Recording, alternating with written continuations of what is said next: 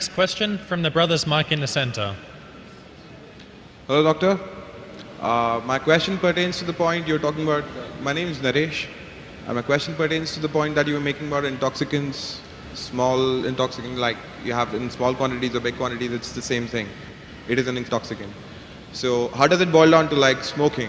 Like it's a small intoxicant, like whatever high you have, it's for like 5 seconds, 10 seconds. How do I convince a Muslim friend of mine who says that's a gray area? There's nothing like, it's not permitted, but it's not banned, or it's not totally not allowed as such. MashaAllah, our non-Muslim friend Naresh wants to convince his Muslim friend I that smoke as well.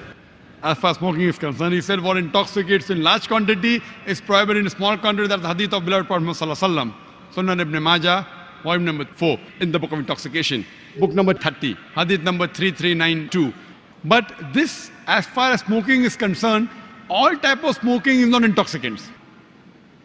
But I know ganja, charas is intoxicant, so that falls in the intoxicants.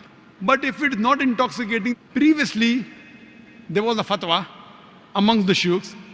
There's a hadith which says that don't have onions because it smells. So when you go for salah, don't have onions, it has got bad breath. So based on that hadith, people used to say that smoking is makruh because it smells. Because of lack of knowledge of science. Today, we have come to know that tobacco, in any form, smoking, chewing, etc., is the second largest cause of death. The first largest cause of death is alcoholism. Several millions of people die every year. It is the single largest cause of death. More than terrorism, more than war. Every year, millions of people die. The second largest cause of death is tobacco. According to World Health Organization, every year, more than 4 million people die only because of tobacco. Now, based on this, there's a verse of the Quran in Surah Baqarah, chapter number 2, verse number 195, which says, do not make your own hands the cause of your own destruction.